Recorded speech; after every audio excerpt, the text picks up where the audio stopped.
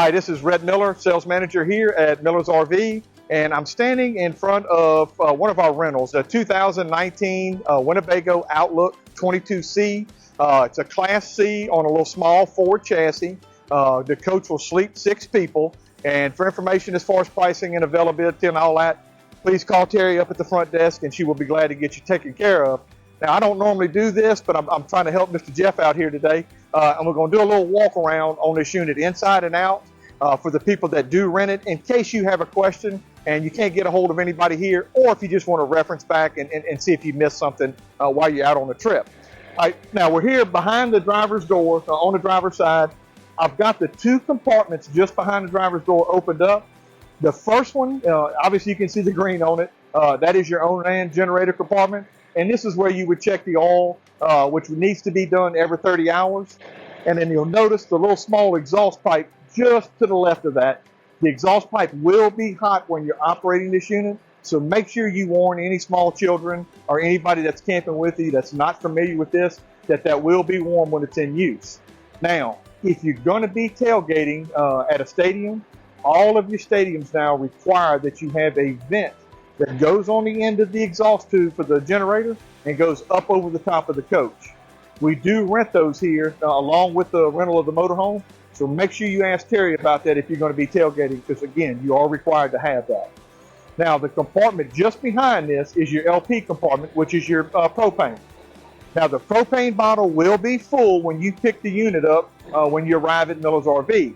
Now, as part of your rental, that needs to be filled back up if you use it before you return the coach after your trip is over. If not, they will take the cost of that out of your security deposit. So again, just make sure you keep that in mind while you're using all of this. Now, the compartment just over the tire on the driver's side, I'm going to open it up. This is your storage compartment here on this side. It goes just all the way through into the kitchen. And again, I'll show you this from the inside also. It's a good idea to keep stuff like paper plates, paper towels, napkins, all the utensils here, and you can get to it from the inside and also from the outside, okay? Now, if you're staying at a campground and they do have cable vision available there is a piece of coax cable in your back compartment that we provide for you, and you'll be able to hook up to their cable hookup at the campground and then hook up here and be able to have cable while you're camping at the campground. Now, obviously, if you tailgate, this won't be available to you, okay? Now, if you do have a portable satellite or you want to rent one, we do rent satellites here also. If you've got service, you can hook up with that also and have satellite when you're camping in primitive areas. Now, this is a gasoline coach, and all you have to do is fill this up with regular unleaded. You don't have to use super, any special fuel. Just obviously don't put diesel in it because that'll be the end of it. But your fuel fill is right here. And again, as part of your rental, we fill the coach up fully before you take off, but it does need to be full when you bring the coach back to us after the trip is over. If not, again, they take it out of your security deposit. And what this does, this feeds all of your faucets, your shower, and also fills your water heater. And it does that off of city pressure so that you're not drawing out of your fresh tank. Now, the fresh tank will be another piece that we talk about that's actually on the passenger side of the coach. But like I said, remember this is here, but also remember that you want to get it tight here or it's going to leak. And then always leave the faucet turned on the other side as long as you're at the campground. Now, right below that, I want to open this piece up. And TJ, I don't know how close you can get to this, but this is where your power cord is. And I'm going to pull this piece out right now. This is a 30 amp, 110 power cord in. Now, this will be any standard hookup at a campground is going to be 30 amp or 50. And of course, this is your 30 amp for your smaller units. There is an adapter in the back compartment that will plug onto the end of this and allow you to plug into a regular outlet at your house also. So that way you can keep everything cold, refrigerator, and keep the batteries charged. If you've taken the unit home the night before you take off, it's a good idea to keep it plugged up. Now, and again, TG, I don't know how close you can get to this. This plug for the generator has to be plugged into an outlet that is in the back side of this compartment. That's what takes the power from the generator and supplies it to everything on the inside. We get a lot of questions where people call and say, hey, the generator's running, but I have no power on the inside. If you don't remember to plug this in, you're not going to have any power on the inside. Now I'm going to go ahead and plug this in so when we go in, we'll have air conditioning.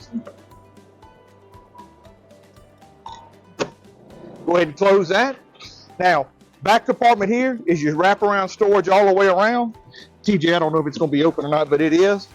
And if you look inside here, you can see we've got your coax cable, your sewer hose, your odorless, tasteless water hose, and we've also got extra oil for the generator. And again, the generator oil needs to be checked every 30 hours of runtime on this. And one of the most important things, and one of the more fun jobs on this coach, is obviously going to be dumping the black and gray tanks. Now, this coach is equipped with two separate holding tanks on it. One is called your black tank, one is called your gray tank. Your black tank is going to be just the toilet remains, and the gray tank is going to be your shower and your two sinks, your one in the kitchen and then obviously the one in your bathroom area. Now, when you go to a campground, you're going to have a permanent hookup at each site where you can take your sewer hose, hook it to the bayonet fittings on the bottom, twist lock it in place, run it into your dump station, and then you can go ahead and dump. If you don't have that availability, you're going to have to stop somewhere like the front of a campground. A lot of your truck stops now have dump stations because the coach does need to come back with the tanks empty, and you can stop there, hook your sewer hose up, run it into your dump station, and then pull your valves up underneath. Now, both of the valves under here are labeled for you. Black tank is going to be toilet remains, and of course, gray is going to be your sink and shower remains. And all you do is just reach under here and just pull the valves out. When it empties, you can go ahead and just take it and push the valve back in. And please remember to put the cap back on. The police will stop you if they see it dangling, but it does also, if it hits the ground, it will tear it off. And again, they'll take that out of your security deposit. So make sure you close that before you leave, and then take your sewer hose and put it back in your rear compartment. All right, here we are on the passenger side of the 2019 Outlook 22C. And obviously we have our entry door here. Now, entry door, you have a little piece here that you stick your fingers in behind, pull the handle out, and of course that will open up here. The screen door is a detachable screen door that you can use on here. And all you do is simply push down on this black latch here, and the screen door will release. And then you've got a piece that'll cover here from the inside for bugs. And if it's a nice, cool day, you can do this. Now, obviously, we don't have too many of them down this part of the country, but if you do go a little bit further north, maybe you can use this option. Now, the way this unit is designed is every time you close the screen door out or the main door in, this grabs and becomes one again so that you don't have to attach it again, okay? There again, that's an equipment feature that's on all of your RVs. Now, go ahead and slam here, okay? And I'll grab the keys here later and show you how to operate this door lock with the keys. We talked a little bit on the other side about city water fill, which is where you're feeding water into the coach off of city water at a campground. Now, if you're going primitive camping or if you're going tailgating, this coach is equipped with a freshwater tank. Now, to fill that freshwater tank, you simply just unscrew this piece here, let it fall here, and take a water hose, shove the end down in here, turn it on, and you'll want to keep an eye on this. Now, there's no way you can really overfill it. It's got a vent built into it, and it will actually start spitting water back out through the tube here, so there's no way to damage anything on the inside of the coach.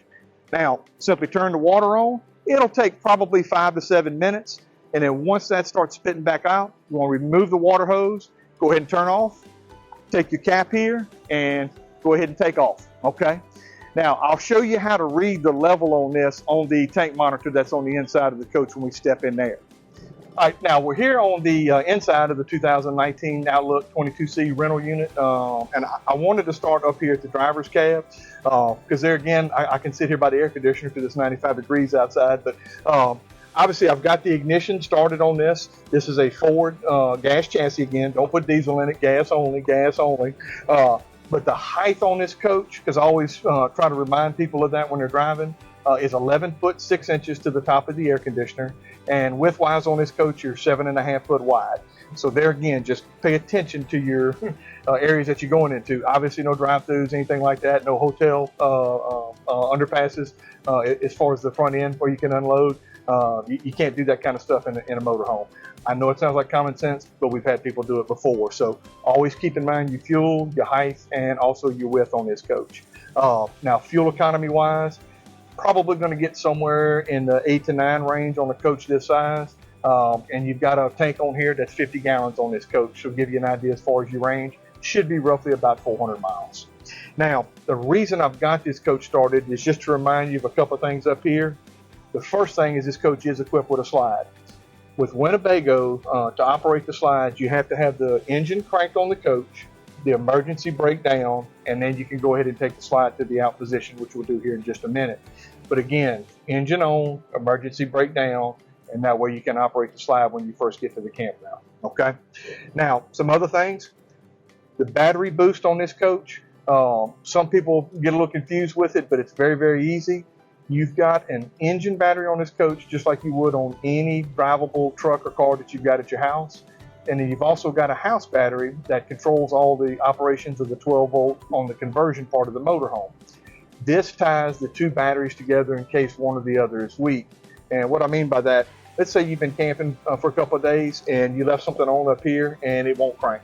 If your battery on the house side is hot, you can hold this button down, and it's not momentary, you have to hold it down, and then go ahead and crank, and it will take the power from the house batteries and bring it to the chassis battery to crank it up.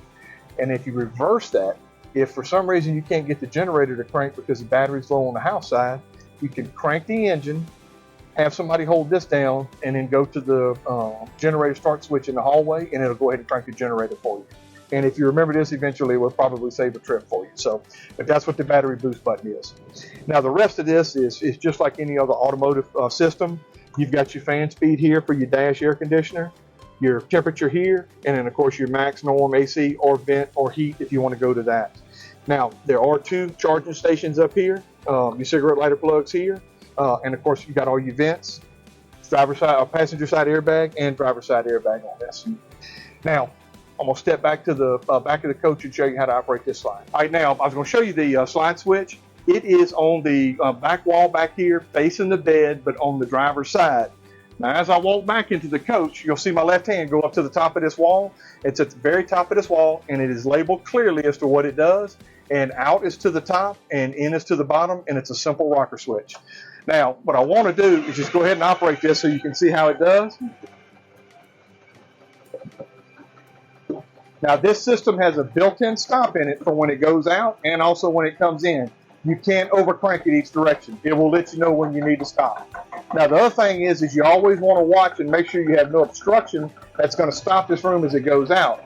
This room operates with a couple thousand pounds of force, and it will break something if you're not careful. Now, once you've got this unit in the out position, the mattress on here is a two-piece queen bed. We're going to take this piece here, lay it down, and then of course your sheets and your beddings will go across here.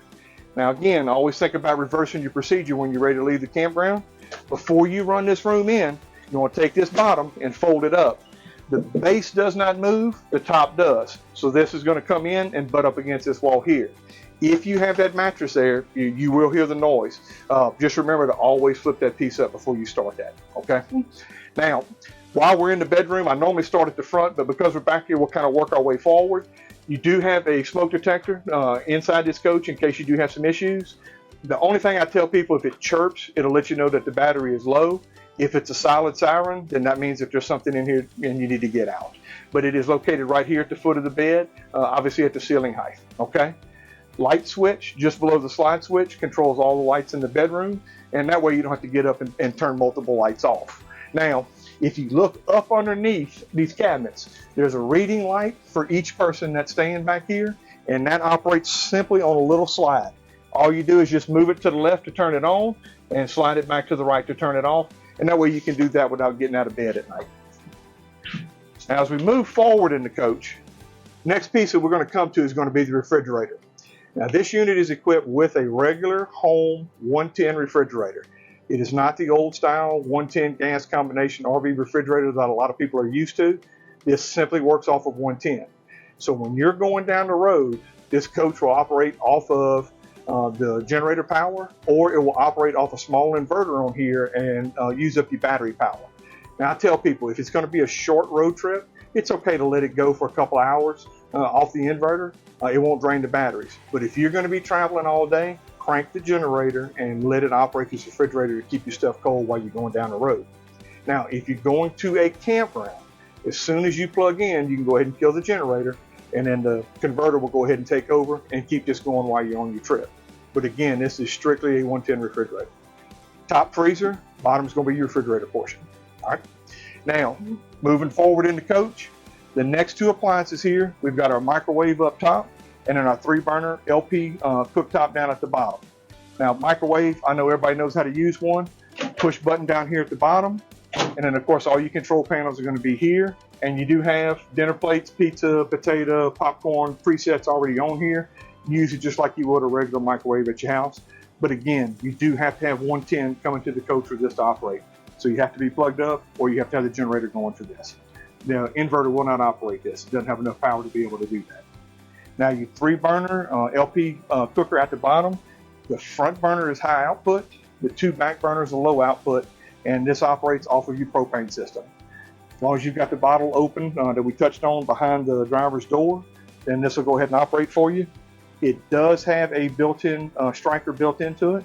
So all you're going to do is push in and go to the light high position, let it hold for about 15-20 seconds, and then go ahead and turn your knob and your striker will go ahead and ignite. Now the only reason it's not doing now is we've got the bottle off. Now make sure that you put these in the off position before you finish, because this will expel raw LP inside the coach. Now you will smell it, and there's also an LP leak detector in here that will detect that if you leave these on for a prolonged period of time. But again, just double check and make sure that they're in off position if they're not in use. Now, right over here over my head, this is what we call your monitoring panel. The monitoring panel, again, has been a piece in the RV market for the last 50, 60 years. Every travel trailer, every motorhome has it. Really what it does is it tells you how full your tanks are and what kind of condition as far as charge that your battery has. If you look at the top here, everything is labeled for you. BATT is going to be for your battery, and if I hit it right now, you'll see that all 4 lights light up from left to right, and everything we read will be from left to right. If all 4 are lit up, then that means the battery has a full charge on it. If only 3 of them, then we have 2/3, 1/3, or empty will be all the way to the left with 1 light. Now, first tank past the battery is your fresh tank. Fresh tank right now is 2/3 full. If it was completely full, obviously we'd have all 4 lights lighting up.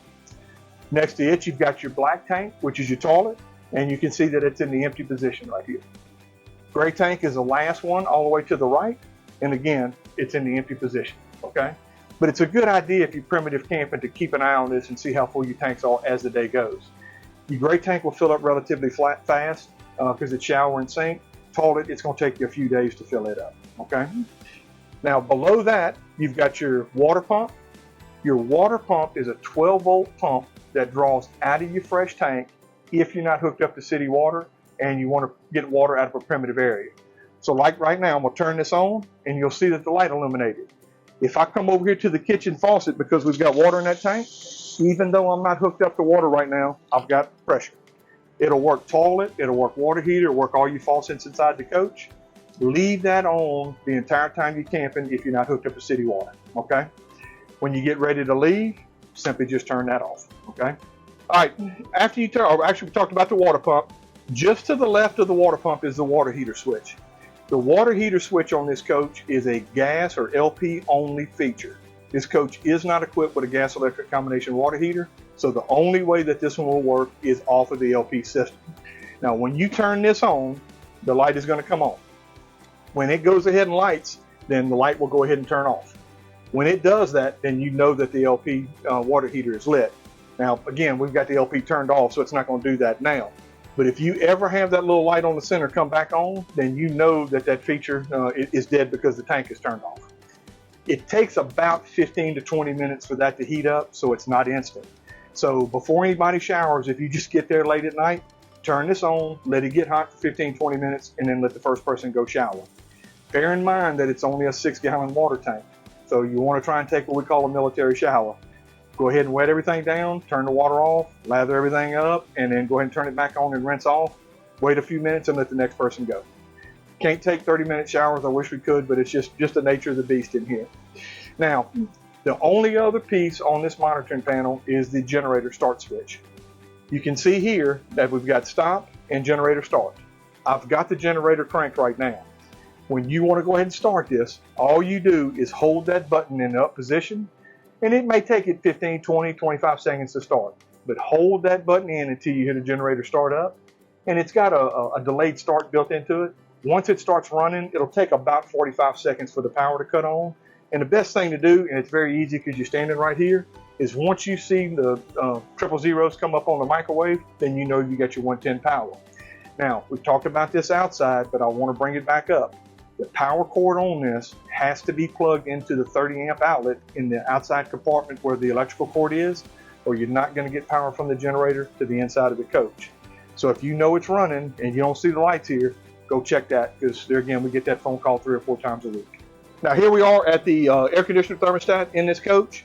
It is equipped with a rooftop 110 Coleman air conditioner, and it also has a gas furnace which is located at the floor line. Now I always tell everybody it's a ducted system. The air conditioner ducts at roof line because cold air sinks. All of the furnaces are located as far as vents at the floor line because hot air rises. So it's a very comfortable coach in any climate that you're going to go into. But if you look at this, it's a basic thermostat just like you would have in your house. You've got a temperature slide up at the top that'll let you select your own temperature. And then to the left, you've got your cool, your fan, your off, or your heat. Now, if I want air conditioning, obviously I'm going to slide this all the way over to the left to the cool position. Once I do that, then I'm going to select my fan speed over here on either auto or on. Now, I'm a big proponent of auto, except at night. Auto means it's going to operate just like a central system at your house. It's going to cut in and off at the temperature that you select, and the air conditioner will actually shut down. If you go to the on position, it works more like your old-timey window units. The compressor is going to cut in and out, but the fan will stay on all the time, and there's a lot of people that need that noise at night, including me. So you can set it either way. But just remember, your auto settings are going to be to the left, and then your own settings are going to be to the right. And I change them from day to night, but you don't have to do that. But just so you understand the operation of it. Now, if you don't need the air conditioner, you can go to strictly fan, and then again, select your fan speed over on the left side, and also your temperature setting. Your off setting will be obviously when you bring the coach back or if you're not using it. And then your heat is all the way to the right. When you slide this switch all the way over to your right and select your temperature, it's an auto ignition furnace, which means it's operating off of LP, but it automatically lights itself. So you'll actually hear the clicking and hear the burner chamber go ahead and start up, and then your heat will start coming out. Takes about 1.5 to 2 minutes before you actually feel that. Now, if you turn it on and after 3 or 4 minutes you still have cold air coming out of the ducts, that means that it did not light. I always tell people, turn it off, let it shut down. Come over to your stove burner here, light the front stove burner for just a minute or so. And what that does is get the air purged out of the system, because every time we have this LP system refilled, it does get a little bit of air in it. If you do that and shut this off and come back over and restart the system, it will fire right up for you. But like I said, furnace is all the way to the right, and it is auto ignition. You don't have to do anything to get it going other than select your temperature and turn it on. Now, next thing we're going to talk about is sleeping positions in this coach. This coach is equipped with 3 different bed positions in here. Obviously, we've got the queen bed in the back that we looked at when we did the slide. Then we've got the dinette position, and then the overhead bunk over the driver and passenger area. Now, what I wanted to do was just kind of show you how this operates. Now, you've got 2 cushions on the left side, 2 cushions on the right side, and then you got your table bed in the center right here. The way that you operate this is you take the 2 bottom cushions and stand them up, which I'm going to do here. And what you'll notice is down here at the bottom of the dinette, you've got a lip here, and you've also got a lip here. That is there so that the dinette table will set in place right there, and that helps you complete your bed. Now, you'll notice also that I moved the seat belts out of the way. This dinette has 2 forward-facing and 1 rear-facing seat belt. So you can put 2 passengers up front and 3 passengers at the dinette, so you can legally have 5 people in here when you travel. Now what I'm going to do, and there again we'll kind of look at this later, but I'm going to take this table and lift it up, and you've got a release here for the table leg. You're going to push it in, slide this up to the top, and it's going to lock for you, and then this dinette will actually fall into place by itself. All right, now that we've got the table in the down position, all you do is just simply take the cushions. We're going to put one here, smaller one to the outside, lock that one in here, bigger one to the center, smaller one to the outside, and then you've got your bed made there. Now, it needs to be 1 adult or 2 kids. If you're going to put 2 adults there, they need to be newlyweds. They have to like each other. Now, The other sleeping position is over the driver's cab, and I'm going to spin around and show you that also. Shade positions here. Now, 3 of the 4 cushions are already in place for you. This one here, you'll notice it's got a wood backing in it, and that's obviously to cover the gap right here. This top bed is rated at 350 pounds. We're going to take the cushion here and just simply flip it in place, and it locks in here. Now, you do have a ladder here that we're going to take down, and you can see the clips where it goes in, and all you're going to do is lock those in. It's got rubber stoppers on the bottom to keep that ladder from moving, and that'll allow the kids to be able to get up into there. Now, the only thing I always tell everybody, obviously at night, if you want to leave it up, if they're old enough where they can handle that, you can, but if not, take it down. Normally what I do at night is I take it and then just put it here to get it out of the way, and that way they can't get down. That's up to you as far as the age of the children. But when you get finished, we'll take the ladder, place it across the front, and all you do is grab this cushion right on the end, and we're going to flip it up and get it out of our way. Now, this piece here, this is your cab cover so that you can have some privacy, and all it does is snap in place across the front. You can see the snap studs here. All you're going to do is just take this and snap it in place all the way across, and the other pieces snap in place on this cushion when it's in position. When you get done with it during the day, we'll just take it, fold it back up, and throw it across the top. And that'll give you your privacy at night. Now, the only other piece we've got up front is the TV. The TV has a lock knob here for travel. It's a little black knob here. You're just going to unscrew it just a couple of turns, and that will allow you to take this TV anywhere in the coach as far as view that you want to see it. You can actually see it, believe it or not, from the edge of the back bed back there. But obviously it's more comfortable if you're sitting at the dinette. Now, I like to make it down into a bed, and I'll take my pillows and put them up against this wall, and then we'll watch TV at night leaning up against that back wall, just to give you another option, okay? Now, when you do travel, you need to push this back all the way back against the wall and make sure you lock this back in place, because if not, it'll vibrate enough to where you'll get up and do it. All right, now we got that done. Next thing we're going to do is we're going to move down into the stepwell of this coach, and I'm going to show you some buttons right here by the door. I'm standing here in the stepwell of the coach right at the entry door, and the only thing I want to do is go over these 4 buttons. This is the master light switch, or what we call a sweeper light. And the reason I want to show you that is it takes all of the main lights that go down the center of the coach and controls them. That way, if you're sweeping or mopping or cleaning or ready to step out of the coach, all you do is just turn that off there. Now, we got 2 buttons here. One is awning out and in, and one is for the awning lights. This coach is equipped with a power awning on it. Now, the engine, which I've got running right now, the engine does have to be off, obviously for certain safety reasons. But with the engine off, this operates off of 12 volt. All you got to do is push out, and the awning will start to go out. You can stop it at any point, but it does go out 7 foot and give you that much coverage. The awning lights are built onto the end of the coach, and they're LED. So at night, turn those on, and you'll be amazed at the light that you have out there. Now, if the wind looks like it's going to get bad, or if there's some rain coming, both of those will do damage to that awning. I do recommend that you roll it up if you're concerned about that at all. Don't leave this awning out overnight if there's a threat of weather. If you leave the coach for any reason, make sure you roll this awning up before you take off, okay? They don't give them away, and again, we don't want to dig into your security deposit if we don't have to. Now, the only other piece on this coach is the battery disconnect. Now, this is probably the most important button on this coach. Again, probably the #1 question that we get daily is, I don't have power inside my coach. The 12 volt controls all your lighting, all your thermostats, everything in here that's not 110, which is a lot more than you think it is. If I take this button now and push it to the right side, it turns the battery off. If I push it to the right side, it turns the battery on. Anytime you're operating this coach, you need to have the battery disconnected in the on position. If you're going to store it at home for any reason, which obviously you're renting, you're probably not going to, then you would want to turn it off. So make sure this switch stays in the on position the entire time that you're camping. Now, being that it's here in the stepwell, it does have a tendency to get bumped every now and then. So when you notice everything just cuts off for some reason, just remember that that battery switch is there for you, okay? Now, lastly, we're going to step into the bathroom and go over the operations in there. I'm standing here in the bathroom area, And what I'm going to do is just kind of start to our left and kind of swing around to our right to kind of touch on all the features in here and make sure that y'all understand the operations. Now, obviously just inside the door to the left, we got the master light switch, which I'll turn on and off here. That controls all the lighting in here with just one switch, okay? And of course that is 12 volt.